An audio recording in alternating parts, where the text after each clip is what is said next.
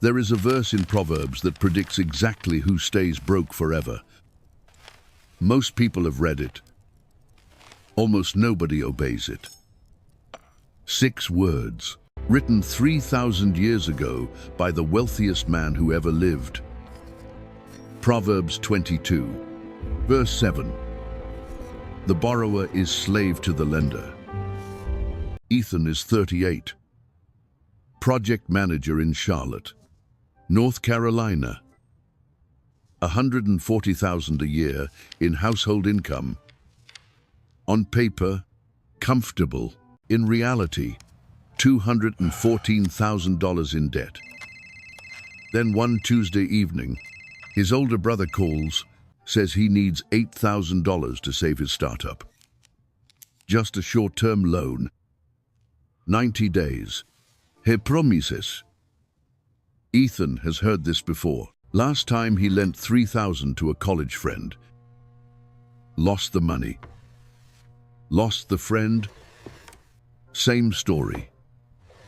Different name. By the end of this video, you will understand the 6 ancient reasons Solomon gave for never lending money, and the one principle that protects both your wealth and your relationships at the same time. Solomon did not write this verse as advice. He wrote it as a diagnosis. He had watched kingdoms collapse because one king borrowed gold from another. The moment that gold changed hands, the relationship changed with it. One nation held power, the other held obligation. That imbalance never corrected itself. It only deepened. The Federal Reserve's 2022 survey of consumer finances found that the average American household carries over $101,000 in debt. We are a nation of borrowers.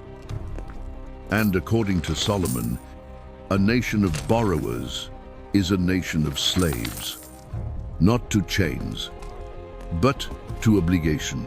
But here is what most people miss. This is not just a warning to borrowers. It is an equal warning to lenders. When you lend money to someone you love, you do not become their helper. I won't. You become their master, whether you want that role or not.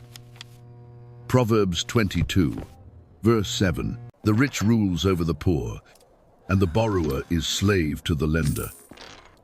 Notice the word Solomon chose. Not servant. Slave. When you lend $8,000 to your brother, you are installing an invisible hierarchy inside a relationship built on equality. He used to call to talk about football. Now, every call carries a subtext. Nobody says it. Everybody feels it. Ethan lent his college friend $3,000 4 years ago. After the loan, the invitations stopped. Not because anyone was angry. Because one person held power, the other held shame. And shame does not pick up the phone. This is the first chain. Lending does not create connection. It creates control. And control is the opposite of love. Ethan's brother asked for $8,000. What Ethan said next cost him something money cannot buy. We will come back to that. Proverbs 6, verses 1 and 2. If you have put up security for your neighbor, you are snared by the words of your mouth. A study by the Financial Industry Regulatory Authority found that 1 in 5 Americans who co-signed a loan ended up paying part or all of the debt themselves. They signed out of love. They paid out of obligation. Diane, 54, in Raleigh. Teacher, she co-signed her son's $24,000 auto loan so he could drive to work. 8 months later, he lost his job. Her credit score dropped 120 points. She found out when her mortgage refinance was denied. Your generosity becomes your liability. Your love becomes your financial risk. So if Solomon had this figured out 3,000 years ago, why are we still signing on the dotted line for people we love? Proverbs 21, verse 5. The plans of the diligent lead surely to abundance, but everyone who is hasty comes only to poverty. Lending money is haste, disguised as generosity. You reach for your wallet because it feels faster than saying no, but that fast decision creates a slow problem. Every dollar you lend is a dollar that stops compounding in your favor. If Ethan lends his brother $8,000 and that money sits in someone else's pocket for 2 years instead of in an index fund averaging 8%, the real cost is $9,300 once you count the lost compounding. Bankrate reported in 2023 that the average credit card interest rate hit 20.72%. If Ethan finances that $8,000 on a card, minimum payments will cost over $6,000 in interest alone, $14,000 total for $8,000 in lending. Solomon called this poverty through haste. Forget the idea that lending money is generous. Solomon thought it was reckless. The numbers prove him right. Proverbs 13, verse 22. A good man leaves an inheritance to his children's children. Not his children, his children's children. Solomon measured wealth in generations. Ethan has 2 kids. The $8,000 his brother wants is exactly what he needs to start both their education savings accounts if he lends that money and never sees it again. His children's financial head start disappears into someone else's failed startup.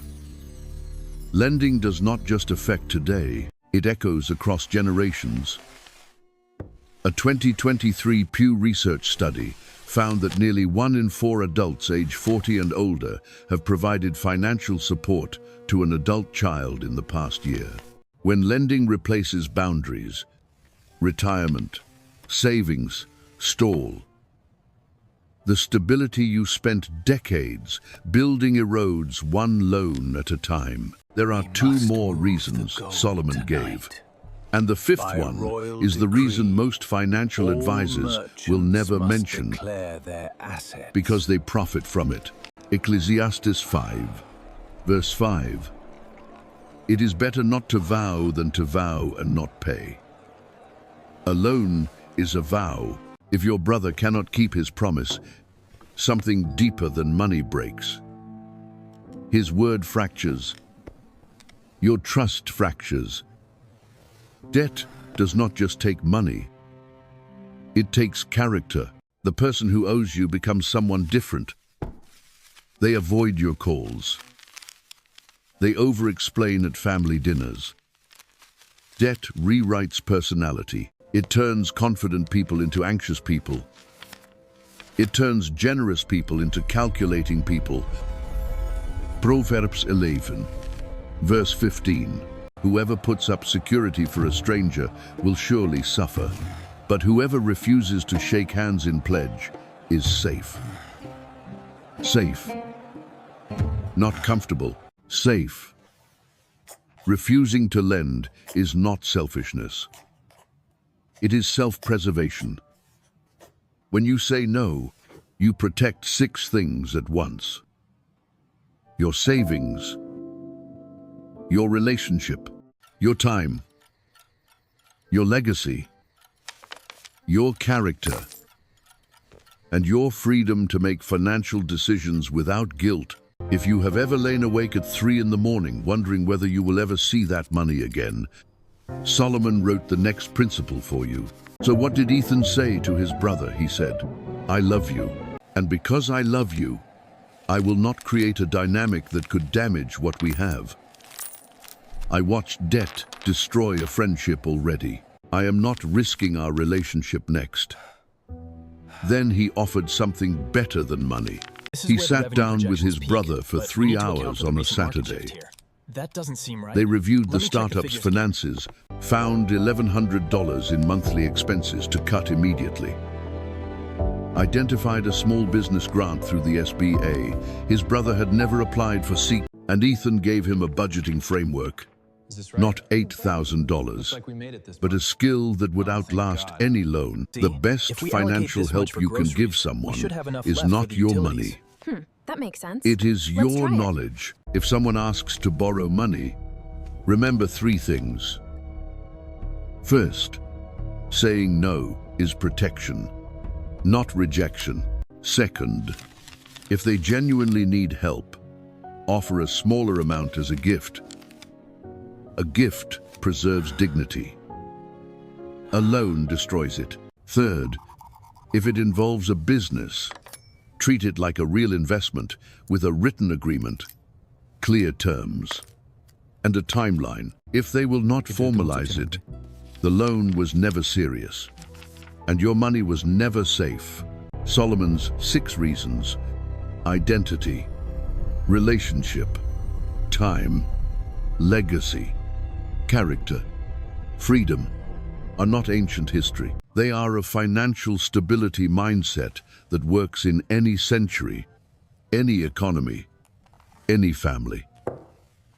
Here is your first step today. Open your phone. If anyone owes you money, decide right now. Either forgive the debt as a gift, or have an honest conversation about a repayment plan. Do not let it sit in silence. Silence is where relationships go to die. If this video changed how you think about money and family, share it with someone about to make the same mistake. Ethan almost made. Sometimes one video saves a friendship. Next video, Solomon's 4-vault treasury system. The ancient method that separates money you spend, money you save, money you grow, and money you give before you ever touch your paycheck. Subscribe so you do not miss it. Educational content only, not financial advice. We explore ancient texts as financial literature, not religious instruction.